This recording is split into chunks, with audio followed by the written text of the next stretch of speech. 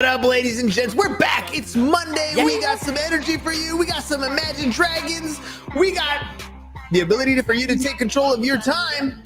Let's get into today's program. Welcome back. Here we go. Shut up and sit down. The Business Bros Podcast was created for you. Learn from the business professionals who come to share their stories. Find out what's working in business, on social media, what's hot and what's not, straight from the mouths of successful entrepreneurs out there doing the real work. And now, welcome to another episode of Business Bros. All right, Ham, it's time for you to do your thing. Drop some heat, man. Let's all right. Before we jump into the show, just a quick reminder: subscribe on whichever platform it is that you're listening to us on today. Give us a like, give us a follow, subscribe, and drop a review. Help other like-minded business owners find value from our awesome guests while we rise up in those podcast rankings. We'll sincerely appreciate every single one of you for it, and if you want to be a guest on the show, we'd love to have you on to learn from you as well. Go to www.businessbros.biz, schedule your time, and don't forget to follow us on all our social medias at Business Bros Pod. All right, everybody, we are so excited and honored to bring yet another incredible guest to the Business Bros Pod. Our guest today specializes in helping people do more and stress less. After spending more than 15 years managing operations and human resources at early-stage startups and struggling to balance her responsibilities at work and at home, our guest was running on empty. She knew there had to be a better way, and she started developing strategies that helped her gain control of her work-life balance and prevent the burnout that ran rampant in her field. Now she's helping others do the same. Our guest has taught more than 32,000 people and has been trusted by some of the biggest companies in the world, including Google, Lyft, and Capital One, how to stop worrying, prioritize effectively, and take control of your time. If you want to kill it at work, but you also want a great life outside of work, you're going to want to tune in today to hear how our guest can help you leave your work at the office and be well-rested, focused, and relaxed, but still show up to every meeting, event, and activity prepared and on time. Joining us today out of the Bay Area in California, welcome to the show, Alexis Haselberger.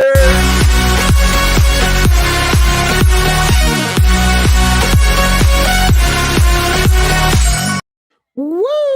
And we are back. Oops, I keep hitting the button. You keep pushing the button. Alexis! How it happens. We're so excited to have you taking control of our day, huh? Tell me a little bit about your background. How did you get into this whole idea of you can possibly not have burnout as an entrepreneur? What are you getting at here? Well, I know it because it's true. So first, thanks for having me on. I'm super excited to talk to you guys today. And why do I think it's possible? Because I've seen other people burning out, and I've seen what we can do instead. I've seen that there's a different way. And so I got into it, as we said in the intro, because I was spending a lot of my time in early stage startups where full of entrepreneurs, right? People who are like young and have a lot of gusto and are going to work hard and work long hours. And I knew that I wanted to be excellent at everything I did. And also, I don't want to work crazy hours. That's not it for me. I got a lot of things I want to do outside of work. And so I started trying to figure out how do I do this? And then how can I help other people do this? Because I thought that it was possible. That's a conundrum, though, don't you think? Like, I got to do more, but I got to have less stress. Like, I don't know how that works, especially when you're early on. You're limited in capital. You're limited in resources. You're wearing every single hat out there. You're doing everything. How can I possibly do more with less stress? Because you put systems around what you're doing, right? I think a lot of the times the reason we feel so stressed out, right, is that we are constantly grasping at the millions of good ideas that we have, or the opportunities that are coming our way, or we're, really hustling, trying to find any opportunity that may come our way. It feels like we're just grasping, and there's lots of things circling around in our head, and it's hard to know what to prioritize and what to focus on. And so you tell me, has this ever happened to you where you start the day with the best of intentions? You have your to-do list there. Maybe you've even blocked time on your calendar, and then you just start answering emails or Slack or whatever. And all of a sudden it's 6 p.m. and you're like, what happened? What happened? I didn't get anything done off my list today, but I've been working hard all day. Like, has that happened to you? No, that never happens. I'm always 100% productive every single day, and I'm only focusing on money productive activities. I never get lost in email, social media, text messages. Of course not. No, everybody has. It happens to everybody. Right? That happens to every single one of us. It happens to everybody, right? And so I think what I saw is that if you put structure around that, and if you know what your priorities are, and if really, like, what's really important to me is that we plan for what we can realistically actually accomplish, right? So instead of having a list of 100 things that I'm looking at every 20 minutes and saying, what should I do next? What should I do next? What should I do next? If we can separate the planning from the doing, then we can come up with a realistic plan where we're not giving ourselves 20 times more work than we can actually get done in a day, which means that instead of just reacting to things as they come, we now can say, okay, here's this incoming item. Where does it fit in my plan? Does it rightly push everything else out of the way? Or is it something that I actually need to push back on and not overcommit to right now? Is this something like getting the ability or learning how to say no to things? Because I feel like as an early entrepreneur, we're so quick to say yes to the jobs that aren't paying as much, or to, sell a product where we're not profitable at this point, because we're so afraid to offend a client, to damage a reputation that for the most part doesn't even exist yet, right? But we're so afraid to do that. We don't say no to very many things. And those yeses are really sucking up a lot of our time. Is that where I'm hearing you? Yeah, and we end up totally underwater, right? Because we're saying, at a certain point, when you're brand new, you got to say yes to everything because there's nothing going on, right? You got to say yes to every opportunity because you're trying to figure out what works and what's going to be best. But then you reach a certain point where you don't need to say yes to everything anymore, and yet you don't know how. You don't know how to say no anymore. You don't know how to put some boundaries around that. You don't know how to do it without feeling like a jerk. Right? Like you don't know how to do it with protecting those reputations. Whereas you can easily turn it and just really damage your reputation by overcommitting and then being late on things, or, slipping up and missing things, et cetera. And so I think there's that fine line where once you've started to see some success, it's necessary to say no to things. Meetings are one of those things that are huge time sucks in my day. I hate seeing a meeting that's scheduled and it's something like 45 minutes or an hour. Most of the times those meetings could get done in an email, maybe 5 or 10, 15 minutes max, where we can sit down and discuss a specific topic. But how do I get out of these meetings? How can I structure it? What can I do to help get me out of those things that I can easily say no to without being offensive or hurting that relationship? Yeah, so I'm going to give you a little mnemonic to use, which is the 3 R's of getting yourself out of all those meetings you don't want to be in, right? So the first one is look at recurring meetings first, because these are the ones that are really damaging and really they suck so much time from us, and say, okay, are there things on here that I could actually remove myself from? It could be an email. It could, maybe I just don't need to go. I can send somebody else on my team, or maybe I can just get the notes, or maybe it could be an email. So what can I just remove myself from? And the one thing I'll say is use the language of experimentation instead of the language of change if you don't want to offend people.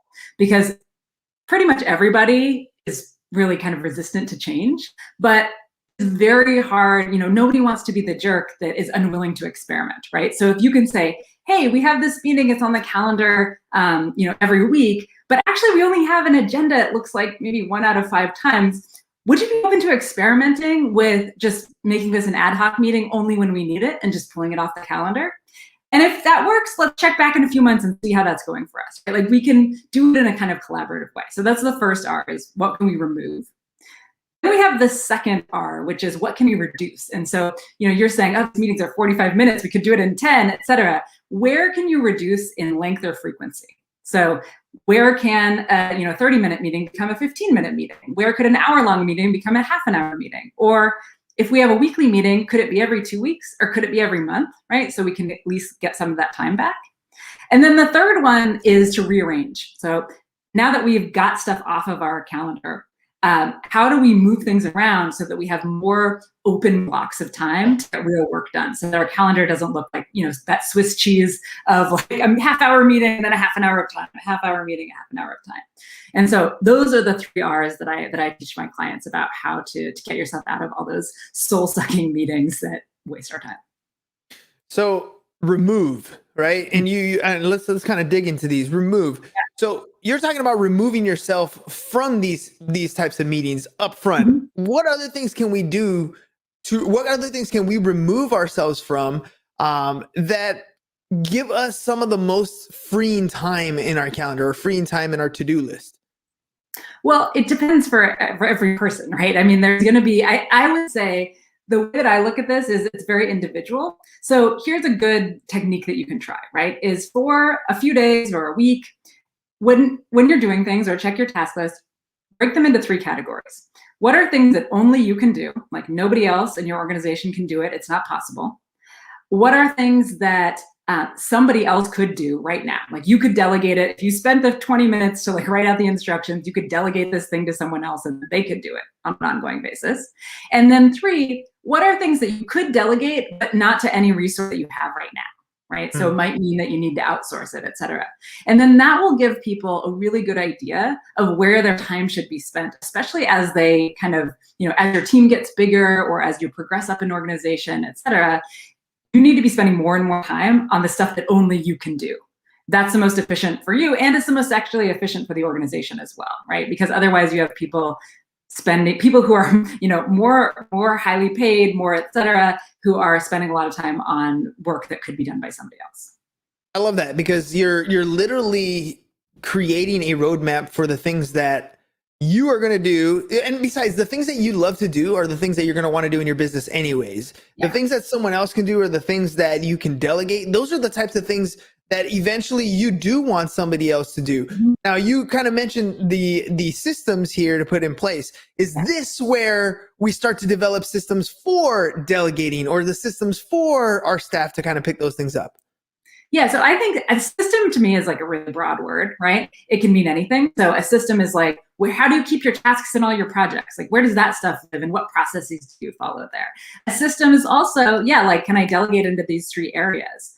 A system is also like, how do I answer email, right? Do I just kind of pick and choose here, or do I have a processized way that I do this so that I'm not constantly in that decision fatigue mode?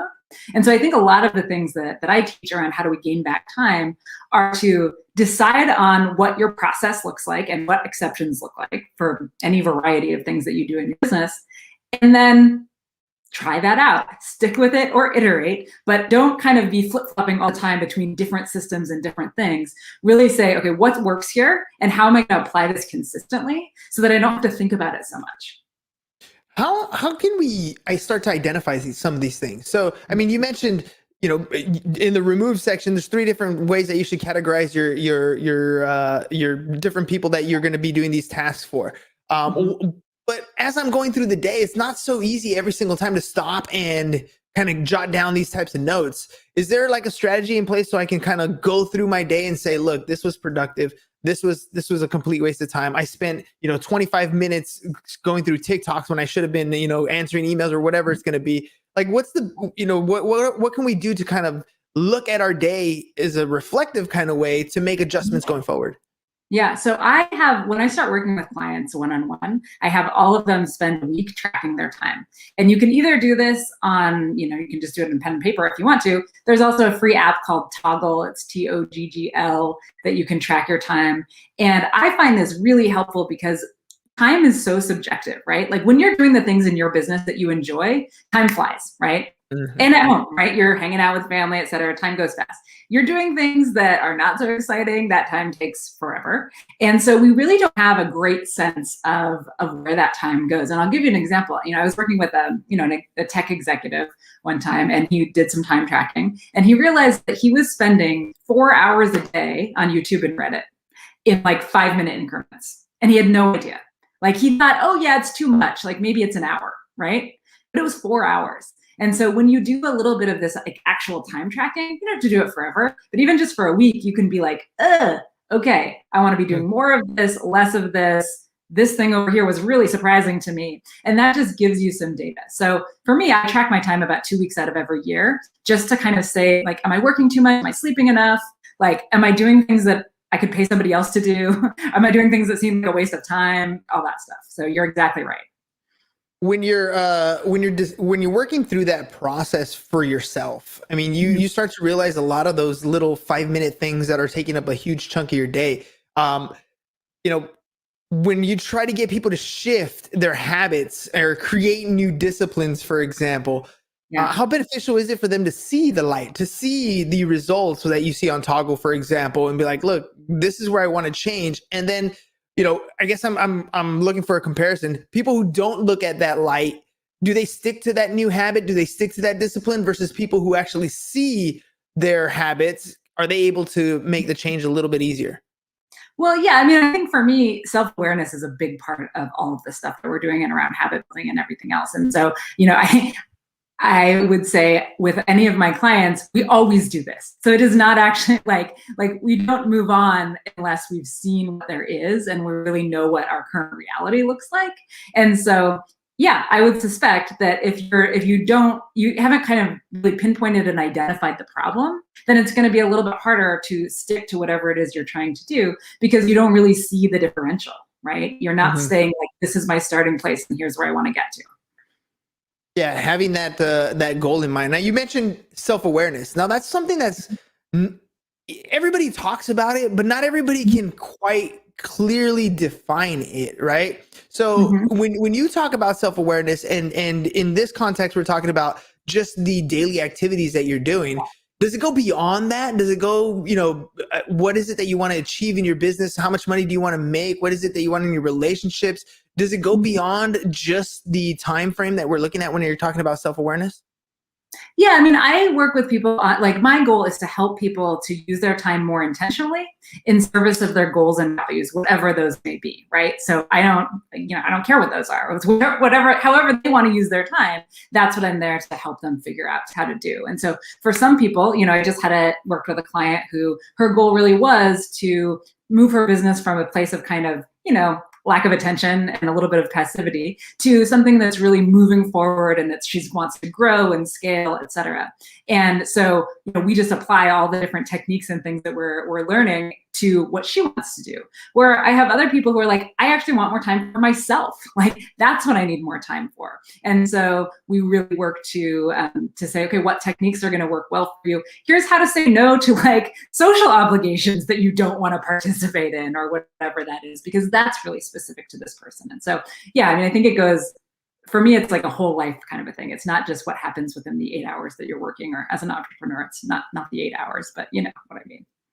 What's your idea about the whole hustle grind mentality that's out there right now? Like, you have to be, if you're not grinding, you're not valuable. If you're not hustling, you're not being successful. I mean, don't get me wrong. I am an early riser. I do a lot. I get a lot done during my day. But most of the time I'm really enjoying what I'm doing, right? Like, that's part of what I do. Whereas other people might see the grind and the hustle as, I will never do that, so there is no possibility of me ever being successful. Yeah, I hate the hustle and grind mentality personally, because I don't think, like, when you look at that list of like, what are the 5 things that people always regret on their deathbed, right? Number 1 is working too much. Right. And so I really reject that mindset that like the way to become successful is through brute force. I know that a lot of people do it and it is one way, but to me, it doesn't seem like a particularly enjoyable way to get the things done that we want to get done. And so I really think that, if we look at success and what that means for people, right? To me, it's like knowing that you spent your day doing things that were more important than the things you didn't do, right? And, I'm not an early riser. Like, waking up has been the hardest part of my day since I was in kindergarten. 5 a.m. club stuff, I hate that stuff. It works for some people, right? It works for people who are naturally early risers, and that's great. But I'm not gonna go against like my own chronotype to get up earlier and struggle every single day when I could just shift my schedule a little bit better and be more productive that way. Yeah. Because ultimately, my wife's the same way. She's like, I'm not an early riser, but she'll work more productively in the evening. Like, that's her zone, right? So, each of us have our own zone. I remember reading Robert Kiyosaki, and he talked a lot about how one of the reasons why he's such a successful entrepreneur is because he's lazy and he doesn't want to do work, right? Yeah. Tell me a little bit about, as you're talking about, the hustle and grind mentality, that kind of thought popped into my head. What is your thought on that process, on the lazy entrepreneur? Yeah. Well, so it's funny because I often refer to myself as a very driven, lazy person. like my goal, it's so funny that you said that. So, I mean, my goal, I like having a lot of time to myself, to do what I want for my family, for my friends. Like, I like to cook, I like to read, I like to watch TV. Like, I like to do a lot of things that aren't, work. Not that I don't love what I do either. Like, I love that too. But I think there's this something that we forget, which is that lazy people are very efficient, right? Because if you don't want to do work, then you will figure out the easiest, lowest effort way to get that work done. And if you have high standards, then you're going to figure out the most efficient, lowest effort way to get that work done to your high standards, right? And so I love the concept of lazy because to me, it's like just smart. I forgot where I heard it, or it might have been a TikTok, might have been another video on YouTube, but they were talking about how prior to like the industrial age, we didn't actually work that much as human beings. We didn't have such an extreme work ethic. It wasn't until really about the industrial age and in the time of the incandescent light bulb that we started to shift our priorities on when things can get done because of factories that came about. So all of a sudden we were there and factories were more productive than what human beings were. And then of course with the light bulb, now it's like, well, we can work night shifts and day shifts, and it all shifted. And that's not too far away from where we are today. 100 years ago, that's really where it all started. Today we're dealing with a whole new revelation, information, and the fact that we have so much at our fingertips. How much of that is driving us essentially insane? We're really stressed for time when yet I can get the answer to something in a snap of a finger.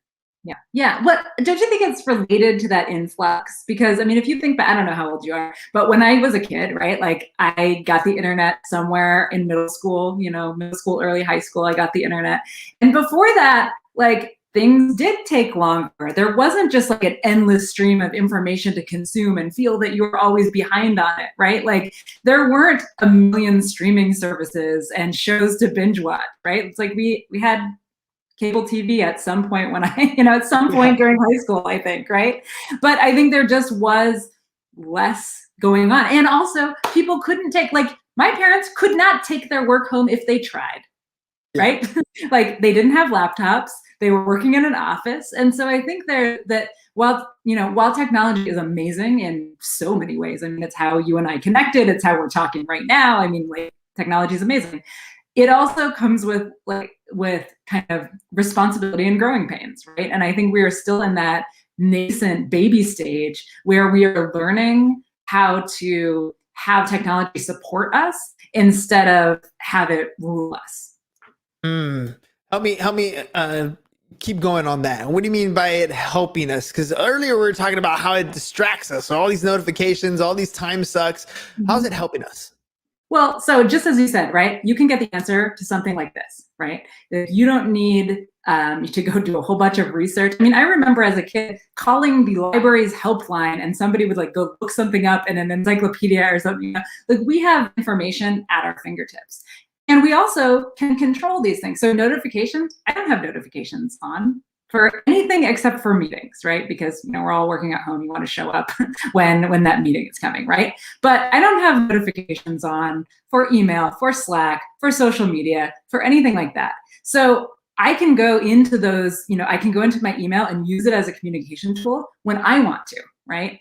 I always think of all that stuff as other people's priorities, right? Sometimes it aligns with mine, sometimes it doesn't, but I want to be in control of when I'm accessing it. Because if you're just at the whim of pings and dings all day long, it's incredibly distracting and it's going to steal time away from you. You're talking about the pressure of responding to something, right? I get a text message, I got to respond right now. I get an email, I got to respond right now. I get a, whatever alert, I got to do it right now. Right now isn't necessarily, yeah, right? I mean, isn't it my time? Isn't it my day? Isn't it my responsibility when I choose? Yeah, yes. And that's the thing, right? Is that it is really the way that all of this is built it's temptation, right? It's like, as soon as you see that little red dot, you're like, I need to know what it is. It's just like human nature. And so the trick is to not see it, right? It's to say, no, I'm going to turn that stuff off because I know myself. And I know if I get a ding, I'm going to want to look at the text message and I'm going to want to reply. So what can I do? It's much harder for me to resist that temptation than it is to just remove the temptation altogether, right? Get rid of it. Get rid of it. And then you're going to stay a lot more productive. All right. So we did remove. Well, let's talk a little bit real quick about reduce and rearrange. Let me go into a little bit more depth into that. How do I reduce my calendar? Yeah. So I would take a look at things that are on there and say, what can I reduce in frequency or in length? Right? So do I have meetings on there that could be shorter? And you can use this for recurring meetings or even just as, on a go forward basis, right? Both Gmail and Outlook have options to, in Gmail it's called speedy meetings and in Outlook I think it's called end meetings early or something like that. But they both have options so that you can automatically default to any new meeting being shorter than 30 minutes or an hour, right? So you can set it up going forward. You also could say, okay, we have this meeting, it's 90 minutes a week. Like, do you think we can handle it in half an hour? Let's try. Let's see if that works, right? Or extending things, right? I was just talking to a client last week and she said, I have this monthly meeting on my calendar, right? And I'm like, what is it about? She's like, nothing. It's about nothing. There's never any agenda. It's like, I was like, is it a social capital meeting? And she was like, yeah, basically. And I was like, okay, move that to lunchtime. You both got to eat, right? So like have social capital meetings during lunchtime, even if it's over Zoom. And what else is on your calendar that like we could say, instead of having it recurring, let's have it be ad hoc. Or adopting a personal philosophy of I don't go to a meeting if there's no agenda. Lots of people are saying no to things where they don't know what it is or why they're there. That is key right there. Yeah, I love that. I'm not going to go to a meeting if there's no agenda.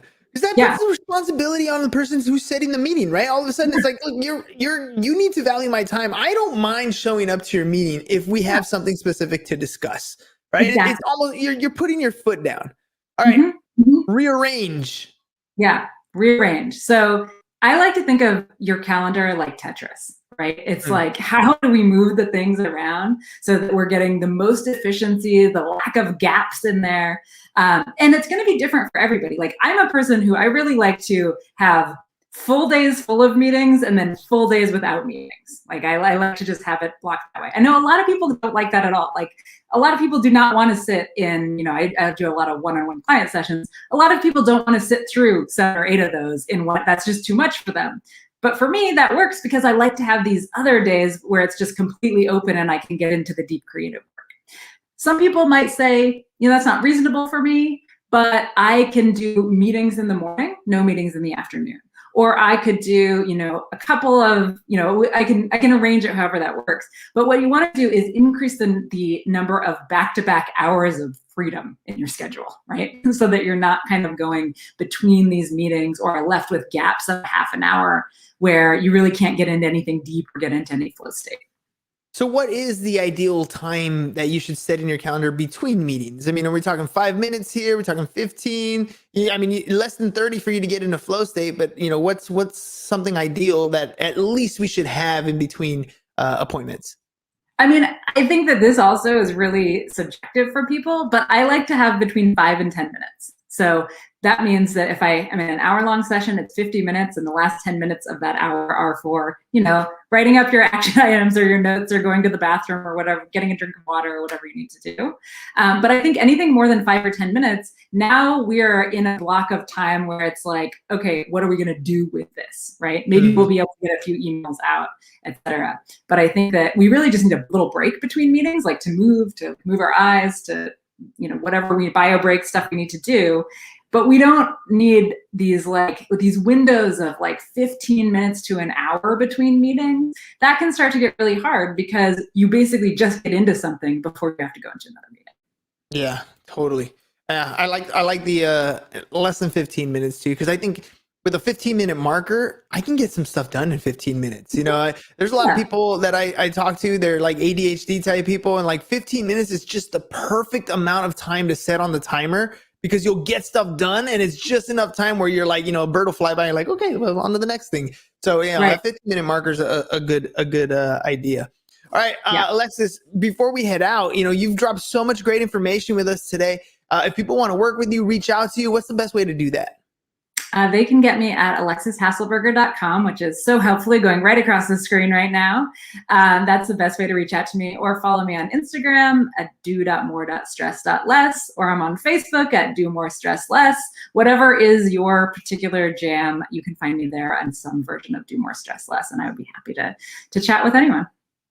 There you go, ladies and gents. I mean, look, that's the name of the game. There's 24 hours in a day, and some people are just way more effective with their 24 hours. They're not smarter than you. They're not more talented than you. They're just organizing their day a little bit different, prioritizing the thing here and there. So sometimes it's really helpful to reach out to somebody who is just in that space. So check out Alexis's website. Make sure you guys follow her on Instagram. Check out her stuff, because look, 24 hours in a day, you're going to sleep about 7, 8 of them. So you got another 16 hours left over. What are you going to do with that time? Let's make the most of that time so that you're enjoying your life, because it's all about being happy. At the end of the day, it's not really all about the money. Money's great.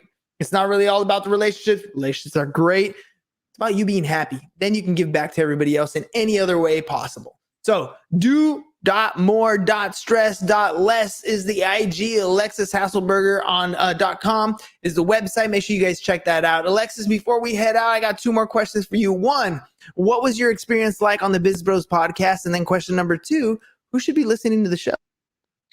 I had a great time, great energy, super fun conversation. I always love talking about these things and sharing what I can with other people.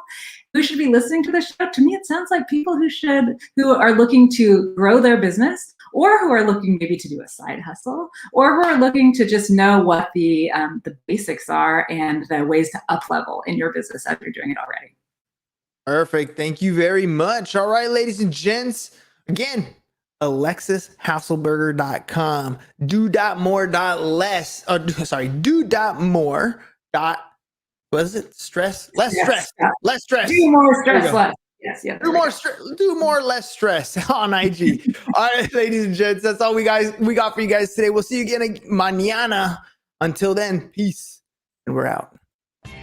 Thank you for listening to the Business Bros Podcast. Are you looking to get more clients or to increase your income? Hernan, the business bro, can help you generate referrals through the power of podcasting. And James, the insurance bro with Pipeline Insurance, can help you effectively add insurance to your existing business. If you are ready to create wealth today and generational wealth for tomorrow, email businessbros@csfirst.com to schedule a free consultation, or join the Business Bros Network, www.businessbros.biz.